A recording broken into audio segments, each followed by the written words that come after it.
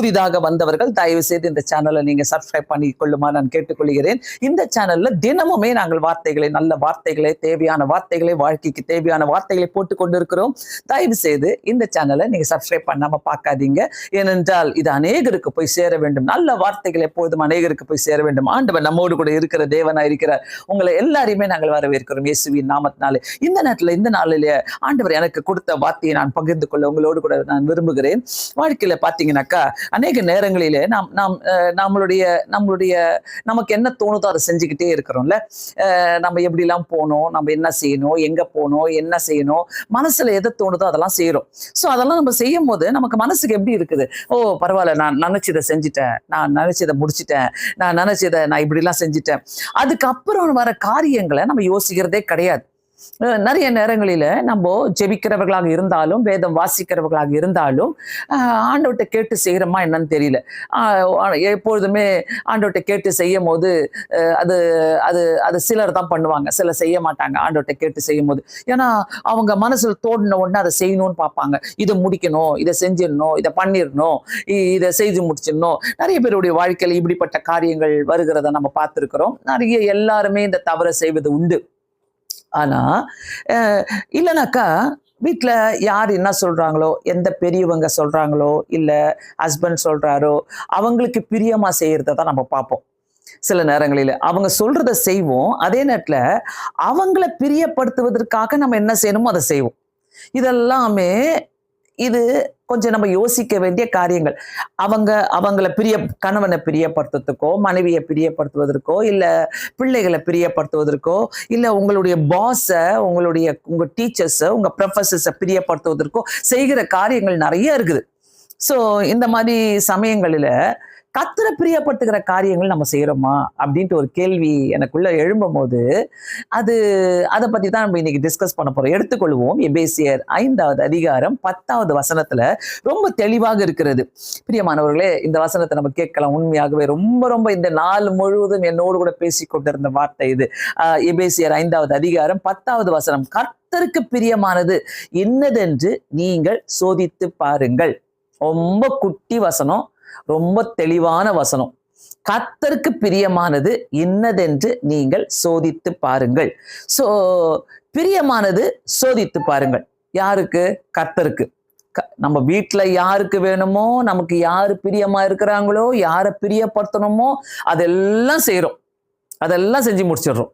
அப்புறமா நோஸ் கட்டும் வாங்கிப்போம். என்ன செஞ்சு முடிச்சுட்டு நிறைய பேருடைய வாழ்க்கையில இதெல்லாம் நிறைய நடப்பு இருக்குது. வீட்டில் பார்த்தீங்கன்னாக்க இதெல்லாம் நடக்கும். என்ன ரொம்ப உழுந்து செஞ்சுக்கிட்டு, உழுந்து எல்லாத்தையும் பண்ணிட்டு, ரொம்ப யோசிச்சு அதுலேயே மைண்டை போட்டு அதுல எப்படி நம்ம ப்ளீஸ் பண்ணலாம், எப்படி நம்ம இருக்கலாம், எப்படி நம்ம ப்ளீஸ் பண்ணிட்டே இருக்கணும் அப்படின்ட்டு யோசிச்சு செய்யற காரியங்கள்லாம் நிறைய நேரத்துல அழுகையை வர வைக்கும். நிறைய நேரத்துல நமக்கு அது மொக்கையாயிடும், நிறைய நேரத்துல அது வேலை செய்யாது. ஸோ இந்த இடத்துல கர்த்தருக்கு பிரியமானதை சோதித்து பாருங்கள். சோ என்ன பிரியமானது நம்ம செய்யணும், எப்படி செய்யணும், என்னது இது கர்த்தருக்கு பிரிய? பவுலடிகளார் ரொம்ப அழகா சொல்றாரு. அதுக்கு முன்னாடி வசனங்களை பார்த்தீங்கன்னாக்கா, ஆவியின் கனி சகல நற்குணத்திலும் நீதியிலும் உண்மையிலும் விளங்கும். சோ இதெல்லாம் பேசிட்டு கர்த்தருக்கு பிரியமானதை செய்யுங்கள்ன்றாரு. சோதித்து பார்த்து கர்த்தருக்கு பிரியமானது என்னதென்று நீங்கள் சோதித்து பார்த்து, சும்மா கர்த்தருக்கு பிரியமானதை செய்ய சொல்ல, நீங்கள் என்னதென்று சோதித்து பார்த்து, இந்த இடத்துக்கு நான் போற ஆண்டவரே, அதை நான் சோதித்து பார்க்கணும். ஃபர்ஸ்ட் அந்த இடத்துக்கு நான் போனா நான் சமாதானத்தோடு வருவேனா? நானும் என்னுடைய ஹஸ்பண்டும் எப்பொழுதுமே வீட்டை விட்டு வெளியே போகும்போது, ஆண்டவரே நாங்க ஜெபம் பண்ணிட்டு தான் போவோம். ஜெபம் பண்ணிட்டு போகும்போது ஒரு வார்த்தை நான் எப்பவுமே சொல்லுவேன். என்னன்னாக்கா, ஆண்டவரே நாங்க போறது அது உமக்கு சித்தமா இருக்கணும், அது இல்லாம நாங்க சந்தோஷமா திரும்பி வரணும்னு சொல்லுவேன். ஸோ ஆண்டவருக்கு பிரியமான இடத்துக்கு போனாதான் நம்ம சந்தோஷமா திரும்பி வர முடியும். இல்லைன்னா வர வழியிலே சண்டை தான், இல்லைன்னா வர வழியிலே குழப்பம்தான். ஆண்டவருக்கு பிரியமானது என்னதென்று சோதித்தறிந்து, இது நிறைய பேர் தவறி விடுகிறோம்.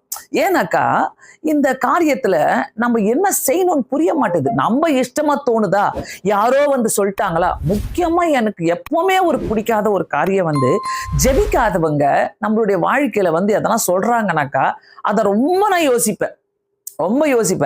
அவங்க சொல்றதுல என்ன இருக்குது, அவங்க வார்த்தையில என்ன இருக்குது, அதை கண்டிப்பா நான் சோதித்தறிவேன். இல்லைனாக்கா அந்த அந்த சாப்டருக்குள்ளே நான் போக மாட்டேன். இல்ல வேண்டாம் ஆண்டவரே, உங்க சித்தத்தை எனக்கு காட்டுங்க. உங்களுக்கு சித்தம் இல்லைன்னா அது எனக்கும் சித்தம் இல்லை. உங்களுக்கு பிடிக்கலையா அது எனக்கும் பிடிக்கல. பிரியமானவர்களே, இந்த ஜபத்தை நீங்க செஞ்சு பாருங்க எப்பொழுதுமே. சோ அததான் இங்க பவுலடிகளார் சொல்றாரு, கர்த்தருக்கு பிரியமானது என்னதென்று நான் சோதித்தறிந்து. இந்த வார்த்தை எத்தனை முறை நம்ம யூஸ் பண்றோம் நம்மளுடைய வாழ்க்கையில, எத்தனை முறை நம்ம இது பிரகாரம் நம்ம கீழ்ப்படுகிறோம், எத்தனை முறை நம்ம இதை சோதித்து அறிகிறோம். கர்த்தருக்கு பிரியமானது என்ன? நம்ம சினிமா தியேட்டர்ல போய் உட்காருது கர்த்தருக்கு பிரியமா? வீட்டுல பாத்தீங்கன்னாக்கா நல்லா ஜபிப்பாங்க, போவாங்க, வருவாங்க. ஆனா பயங்கரமா சீரியல் ஓடிட்டு இருக்கோம், சினிமா ஓடிட்டு இருக்கோம். சில கேட்பீங்க, இது தப்பா, பாக்குறது தப்பா, நாங்க நல்லது தானே எடுத்துக்கிறோம், சீரியல்ல இருந்து நடந்து தானே இருக்கிறோம். நான் ஒன்னே ஒன்று சொல்லுவேன், நீங்க என்ன பாக்குறீங்களோ அது வீட்டுல நடக்கும். பிசாசுக்கு அதுதான் தேவை. ஸோ நான் எப்படின்னாக்கா, நீங்க சொல்லலாம், அது சும்மா தானே போறோம், ஒரு டைம் பாஸுக்கு தானே போறோம், டைம் பாஸுக்கு தானே அதை நாங்கள் பாட்டை கேட்குறோம், டைம் பாஸுக்கு தானே நாங்கள் ஒரு ஆறுதலுக்காக தானே சில சொல்லுவாங்க, மனசு நல்லா இருக்குது அதனால நாங்கள் கேட்குறோம் அந்த பாட்டெல்லாம் அப்படின்ட்டு. அந்த இடத்துல இயேசு கிறிஸ்து உங்களோடு கூட இருக்கிறாரா? இந்த கேள்வி நம்ம கேட்கணும் நம்ம இடத்துல. ஸோ என் கூட இயேசு கிறிஸ்து சினிமா தியேட்டருக்கு வருவாரா? என் கூட இயேசு கிறிஸ்து உட்காந்து சீரியல் பார்ப்பாரா? என் கூட உட்காந்து இயேசு கிறிஸ்து சினிமா பாட்டெல்லாம் கேட்பாரா? என் கூட உட்காந்துட்டு இயேசு கிறிஸ்து கெட்ட வார்த்தை பேசுவாரா? கண்டிப்பா கிடையாது, நிச்சயம் கிடையாது. என் கூட உட்காந்துக்கிட்டு ஆண்டவர் பிடிக்காத இடங்கள்லாம் வருவாரா? நிறைய நேரங்கள்ல ஏன் நம்ம இதை காதுல வாங்கிக்க மாட்டோம்? ஏன் நம்ம இதை காதுல போட்டுக்க மாட்டோம்? ஏன் நிறைய நேரங்கள்ல நமக்குள்ள இந்த இந்த இந்த இந்த விழிப்புணர்வு நமக்கு போக மாட்டுது? கஷ்டம் வந்தா மட்டும் ஆண்டவர்கிட்ட ஓடி போயிட்டு, ஐயோ ஆண்டவரே இதுல இருந்து விடுதலை ஆக்குங்க இல்ல. ஒவ்வொரு கஷ்டத்துக்கும் கர்த்தர் ஒரு பாடத்தை கத்து கொடுத்துதான் அது பிறகுதான் நம்மளுக்கு சொல்லி கொடுப்பாரு. நான் எவ்வளவு உனக்கு உணர்த்தினேன், அப்ப கூட நீ உன்னுடைய இஷ்டமா நீ போய் செஞ்சுக்கிட்டே இருக்கிற, அப்ப கூட உன்னுடைய இஷ்டமா நீ சொல்ற, நீ செய்யற அப்படின்ட்டு கர்த்தர் நம்மளை உட்கார வச்சிருவார். நம்மள ஒரு பாடம் கற்றுக் கொடுப்பார். நம்ம நினைச்சுக்கிறோம் செஞ்சுட்டு அப்புறமா மன்னிப்பு கேட்டுக்கலாம், செஞ்சுட்டு அப்புறமா ஆண்டவர் உணர்த்தினார்னா ஒண்ணும் தெரியாத மாதிரி, ஆமா ஆண்டவரே நான் தெரியாம செஞ்சுட்டேன். இல்ல, உனக்கு தெரியும் ஆண்டவருக்கு இது பிடிக்காதுன்னு தெரியும், ஆனாலும் செஞ்சுக்கிட்டே இருப்போம். இந்த 40 நாட்கள்ல இததான் கர்த்தர் விலக சொல்றாரு. உன் ஃபாஸ்டிங்ல உன்னை உபவாசத்துல இருக்கிறல, இதை விட்டு விலகு. ஃபர்ஸ்ட் என்னென்ன ஆண்டவருக்கு பிடிக்கலையோ, ஆண்டவருக்கு எது பிரியமானது அந்த வழியா போவோம், அது பிடிக்காததை தூக்கி போடுவோம். நிறைய பேரு இன்னைக்கும் சொல்றேன், ஒரு மூடதனமான ஒரு உபவாச ஜபங்கள், இந்த உபவாசம் நான் எடுத்துட்டா நல்லது, ஆண்டவருக்கு பிரியமானதை செஞ்சுட்டு இருக்கிறோமா? உபவாசம் எடுத்துட்டா போதுமா? 40 நாள் உபவாசம் எடுத்துட்டா போதுமா? நான் சாப்பிடாம இருக்கிறேன், நான் ஒரு வேளை சாப்பிடுறது இல்லை, 2 வேளை சாப்பிடுறது இல்லை, உபவாசம் இருந்துட்டு இருக்கிறேன். நீ எவ்வளோ உபவாசம் இருந்தாலும் கர்த்தருக்கு பிரியமானதை செய்கிற வரைக்கும் கர்த்தரால அசைக்கவே முடியாது. God cannot move the mountains. கர்த்தரால எந்த மலையும் அசைக்க முடியாது. அது நமக்கு நல்லாவே தெரிஞ்சிடும். சில நேரங்களில பாத்தீங்கன்னாக்கா, நம்ம போயிட்டு வருகிற இடங்கள், நம்ம போகிற இடங்கள் எல்லாமே கர்த்தருக்கு பிடிக்காது, அங்க கர்த்தர் இல்லைன்னு தெரியும். ஆனாலும் நம்ம போய் காலை வச்சுட்டு தான் வருவோம். வரும்போது எப்படி வருவோம்? சந்தோஷமா வரவே மாட்டோம், சமாதானமா வரவே மாட்டோம். நம்மளுக்குள்ள பெரிய போராட்டங்கள் நடைபெறும், எதையோ இழந்த மாதிரி இருப்போம். கர்த்தருடைய வசனங்கள்ல நமக்குள்ள இருக்கும், ஆனா கர்த்தர் அங்க இல்லை. ஏன்னா நம்ம பிரியமானதை செய்யல. நிறைய காரியங்கள்ல வீடுகளில் எடுக்கிறோம், திருமண விஷயங்கள்ல எடுக்கிறோம், பிள்ளைகளை படிக்க வைக்கிற காரியங்கள்ல எடுக்கிறோம், இல்ல பிள்ளைங்களுடைய வாழ்க்கையில சில நல்லதை செய்யணும்னு சொல்லி நம்ம எடுக்கிறோம். கர்த்தருக்கு பிரியமானதை செஞ்சுட்டு இருக்கிறோமா? இந்த கேள்வியை ஒவ்வொருத்தருமே நம்ம கேட்டா அது நம்மளுக்கு கண்டிப்பா பிரயோஜனம் உண்டாகும். ஏன்னா கேட்டு செய்யும் போது கர்த்தர் அதுல பிரியப்படுகிற தேவனா இருக்கிறார். 8வது வசனத்துல பாருங்க, முற்காலத்திலே நீங்கள் அந்தகாரமாய் இருந்தீர்கள், இப்பொழுதோ கர்த்தருக்கு வெளிச்சமாய் இருக்கிறீர்கள், வெளிச்சத்தின் பிள்ளைகளாய் நடந்து கொள்ளுங்கள். ஏன் இத பவுலடிகளார் சொல்றார் இந்த வார்த்தையை? அந்தகாரத்துல இருந்தமே, அப்போ நம்மளை எப்படி மீட்டெடுத்து கொண்டு வந்தாரு? அந்த அந்தகாரத்துல இருக்கும் போது சாத்தான் நம்மள சந்தோஷமா வச்சிருந்தான். எப்படி சந்தோஷமா வச்சிருந்தான்? நீ போ, இதை ஆடு, இங்க குதி, அதை பண்ணு, இதை பண்ணு. நைட்டு வரும்போது ஒரு நிம்மதி இருக்காது அந்த இடத்துல. சோ இப்படிதான் நம்மள சாத்தான் வழி நடத்திட்டு இருந்தான ஒளி அந்தகாரத்துல இருக்கும் போது கர்த்தர் நம்மள இப்பொழுது கர்த்தருக்கு வெளிச்சமா இருக்கிறீர்கள். அந்த வெளிச்சம் தான் என்னங்க? கர்த்தரே சொல்றார்ல, நானே வழியும் சத்தியமும் ஜீவனமா இருக்கிறேன்னு சொன்ன தேவன், அவர் இந்த உலகத்துல கொண்டு வந்ததே ஃபர்ஸ்ட் வெளிச்சத்தை தான் கொண்டு வந்தாரு. அந்த வெளிச்சத்துக்குள்ளதான் நம்மள வெளிச்சமாக்குறாரு.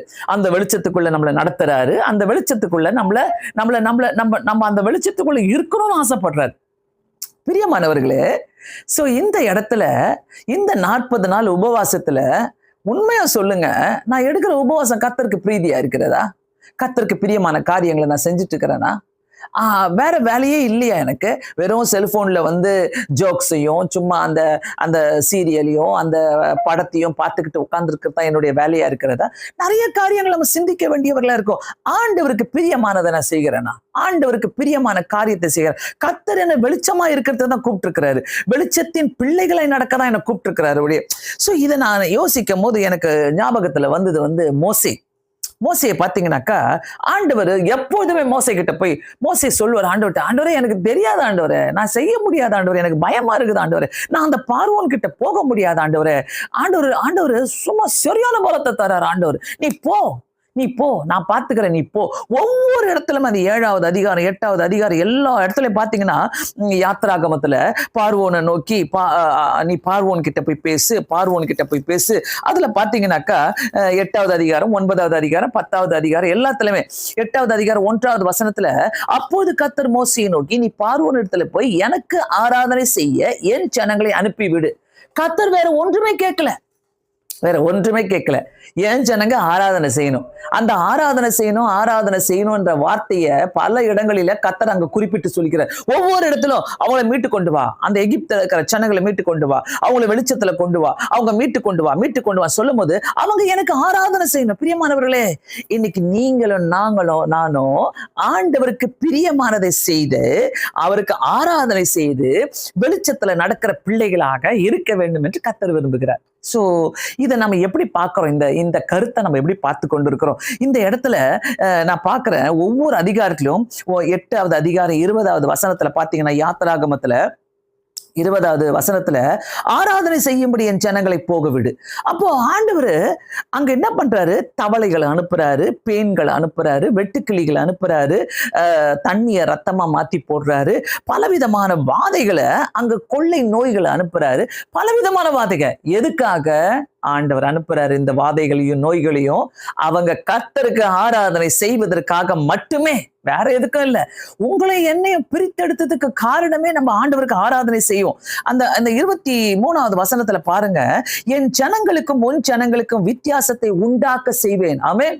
அப்பா, இப்படிப்பட்ட வாக்கு தத்தங்கள் இருக்குனாக்கா, ஆண்டவருக்கு பிரியமானதை செய்யும் போது உங்களையும் என்னையும் கர்த்தர் ஆண்டவர் இந்த உலகத்துல வாழும் போது பிரித்தெடுத்து காட்டுவார். பிரித்தெடுத்து காட்டும் போது என் ஜனங்களுக்கும் உன் ஜனங்களுக்கும் வித்தியாசத்தை உண்டு பண்ணுவேன்.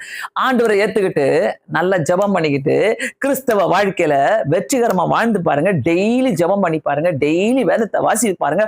உங்களுக்கும் மற்றவங்களுக்கும் ஒரு வித்தியாசத்தை கர்த்தர் உண்டு பண்ணி காட்டுவார். என்னைக்கோ ஒரு நாள் கிடையாது, ஏதோ ஒரு விஷயத்துல மட்டும் கிடையாது, எப்போதுமே ஒரு வித்தியாசத்தை உண்டாக்கி காட்டுவார் ஆண்டவர். முகத்துல ஒரு சிரிப்பு வருது, முகத்துல ஒரு சந்தோஷம் வருது, சமாதானம் கிடைக்கிறது, எல்லாமே ஒரு வித்தியாசத்தை உண்டு பண்ணி காட்டுறாரு. ஏன் ரோட்ல போறோம், சும்மா போறவங்க, பக்கத்துல இருக்கிறவங்க, அங்க இருக்கிறவங்க, இங்க இருக்கிறவங்க எல்லாரும் சந்தோஷமா இருக்க முடியல. ஆண்டவரே, என்னை இவ்வளவு சந்தோஷமா வைத்திருக்கிறீரே, அதற்காக நன்றி இயேசு சுவாமி சொல்லும் போது ஆராதனை செய்யதான் நம்மள ஆண்டவர் அழைத்திருக்கிறாருங்க.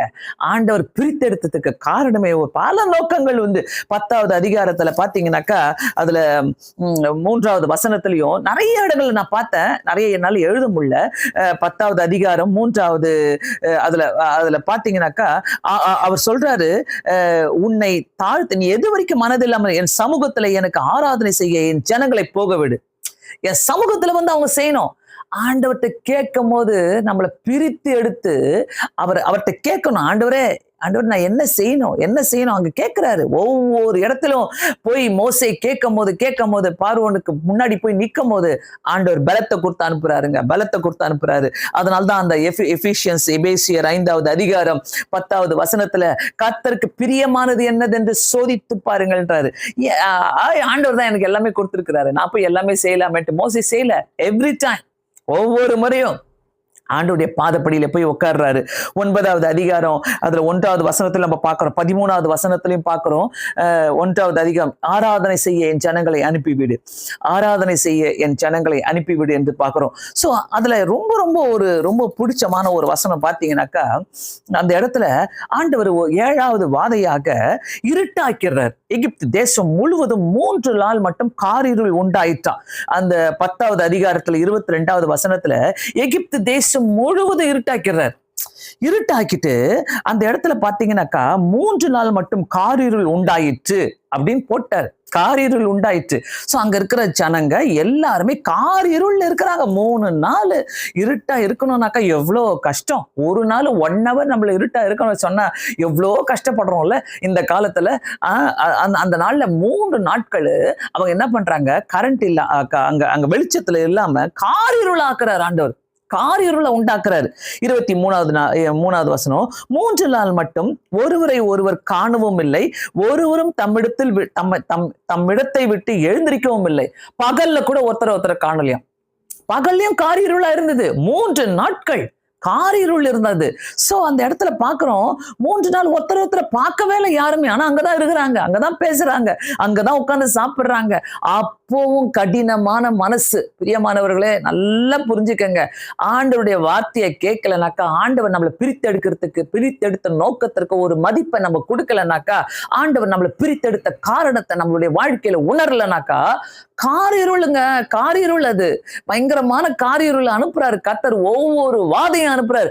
ஒவ்வொரு வியாதியும், ஒவ்வொரு வாதையும், ஒவ்வொரு கஷ்டங்களும், ஒவ்வொரு கண்ணீரும் கர்த்தர் நமக்கு கொடுக்கிற ஒரு பாடங்களாக இருக்கட்டும், ஒரு பாடங்கள் அது. சோ இந்த இடத்துல பாருங்க, அந்த இடத்துல 3 நாட்கள் யாரையும் ஒருத்தர் பார்க்க முடியல, பக்கத்துலதான் இருக்கிறாங்க.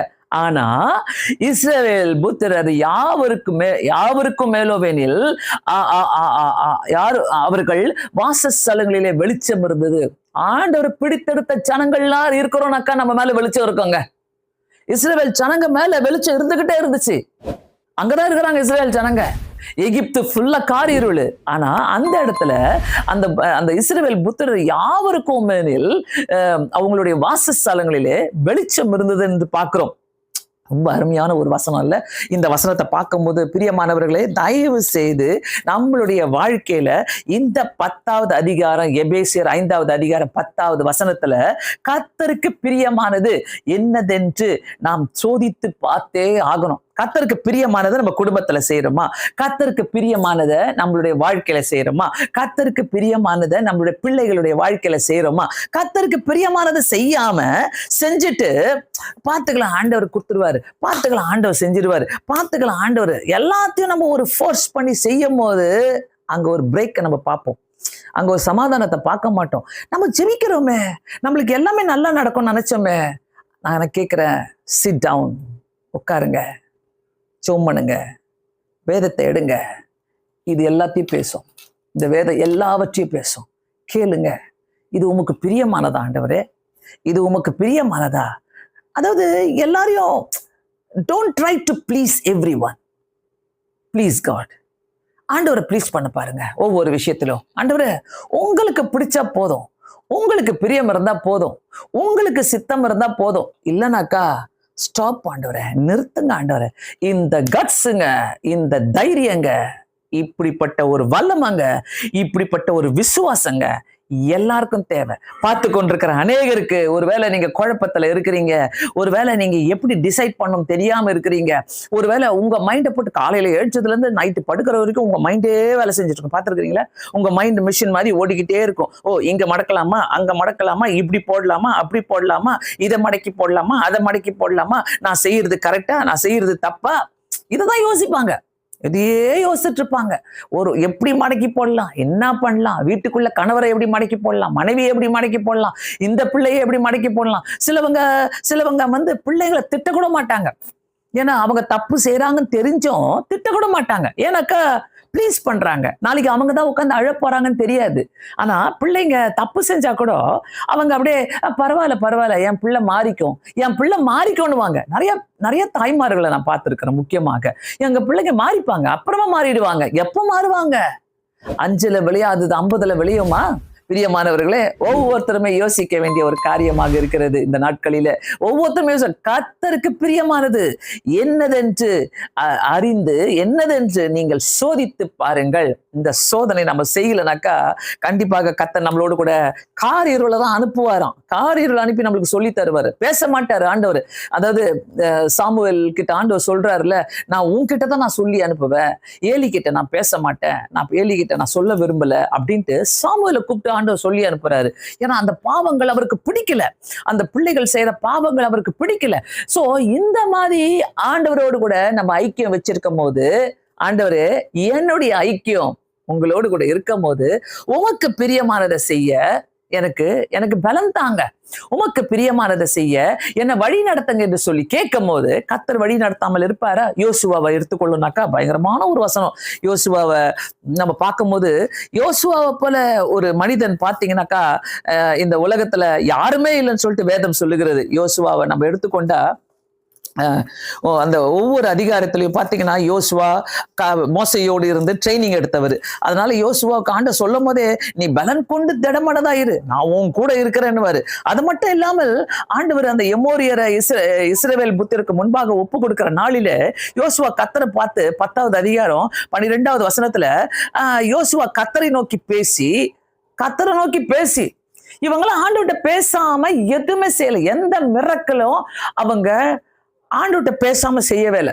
எல்லாம் கர்த்தரோடு பேசினாங்க. நம்ம செய்யற காரியத்துல கர்த்தரோடு பேசுறோமா? நம்ம எடுக்கிற டிசிஷன்ல கர்த்தரோடு பேசுறோமா? இல்ல மடக்கி போட்டு செய்யலாம், மடக்கி போட்டு பண்ணலாம், மடக்கி போட்டுடலாம் என்ற ஐடியால இருக்கிறோமா? நிறைய பேருடைய வாழ்க்கையில இதுதான் நடக்குது. இப்படிதான் பண்ணிட்டு இருக்கிறோம். நம்ம எப்படி ப்ளீஸ் பண்றது? எப்படிங்க என் கணவரை நான் மாத்துறது? எப்படிங்க என் மனைவியை நான் மாத்துறது? எப்படிங்க என் பிள்ளைங்களை, எப்படிங்க என் கேர்ள் ஃப்ரெண்டை நான் என்னுடைய ஃபோக்கஸ்குள்ள கொண்டு வருது? எப்படிங்க என் பாய் ஃப்ரெண்ட் என்னுடைய ஃபோக்கஸ்குள்ள நான் கொண்டு வருது? இதுதான் ஒருத்தருடைய மனசுல மிஷின் மாதிரி ஓடிட்டு இருக்குது. ஒழிய ஆண்டவருக்கு பிரியமானதை நான் செய்யறேன்னா, நீங்க கர்த்தரை பிரியப்படுத்துங்க. கர்த்தர் உங்க எல்லாரையுமே உங்களை நேசிக்க வைப்பார். ஆண்டவர் கர்த்தரை பிரியப்படுத்தி வாழுங்க. ஆண்டவருக்கு பிரியமான காரியங்களை நான் ஒவ்வொரு முறையும் செய்யும் போது, ஆண்டவரே உங்க சித்தம் சொல்லி செய்யும் போது கர்த்தர் கண்டிப்பாக நமக்காக பெரிய காரியங்களை செய்ய தேவன் வல்லவராய் இருக்கிறார். அப்புறம் பாருங்க, யோசுவாவுடைய வாழ்க்கையில அப்போது ஆண்டவர் தைரியம் தராரு.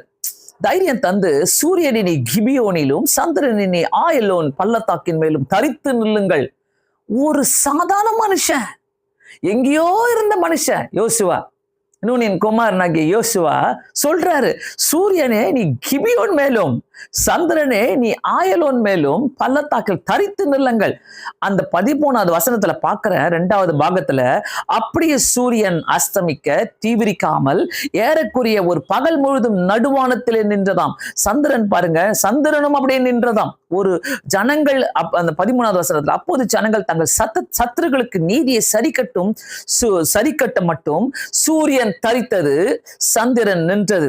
14வது வசனம் பாருங்க, கர்த்தர் ஒரு மனிதனுடைய சொல்லை கேட்டு ஆண்டவருக்கு பிரியமானதை செய்யும் போது கர்த்தர் நம்ம சொல்ல கேட்கிறவர்.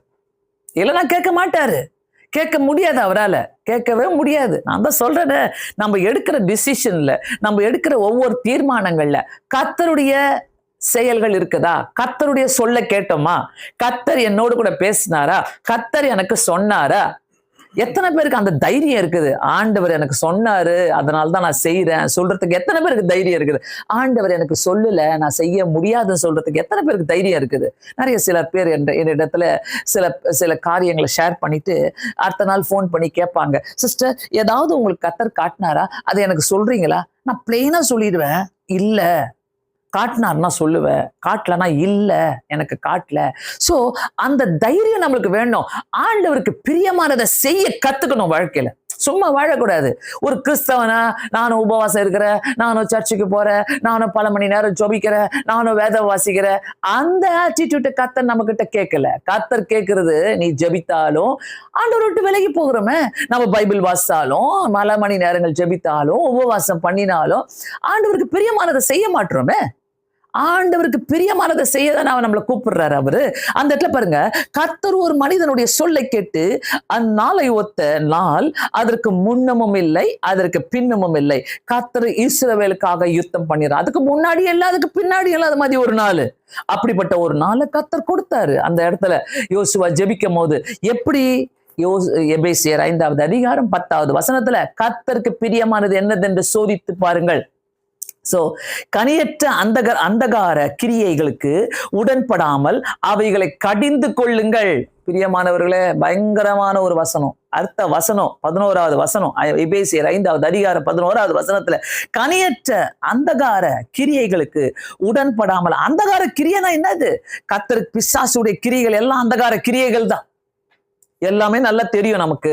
பிசாசு கொண்டு வரான், இப்படி கொண்டு வரான், இதை தான் கொண்டு வரான் பிசாசு எடுத்துட்டு வர காரியங்களுக்கு நான் உடன்பட்டு போகக்கூடாதுன்னு தெரியும். ஆனாலும் பரவாயில்ல, கர்த்தர் என்னை மன்னிச்சுப்பார், நான் ரொம்ப பக்தியா இருக்கிறேன், நான் ரொம்ப ஃபாஸ்டிங் இருந்துட்டு இருக்கிறேன், நான் ரொம்ப பைபிள் வாசிக்கிறேன். அது நம்மளே சாட்டிஸ்ஃபை பண்ணிக்க வேண்டியது. நம்மளே மனசு குத்தம் தான், மனசாட்சி குத்தம் தான். ஆனா நம்மளே சொல்லிப்போம், நான் நிறைய பைபிள் வாசிக்கிறேன்ல, பரவாயில்ல, நான் எங்க போனாலும் என்ன, நான் எங்க போனா என்ன, யார்கிட்ட போனா என்ன, எப்படி போனா என்ன, கர்த்தர் என்ன பத்திரமா பார்த்து கொண்டு வந்துருவாரு. நிம்மதி இல்லாம தான் வருவோம்.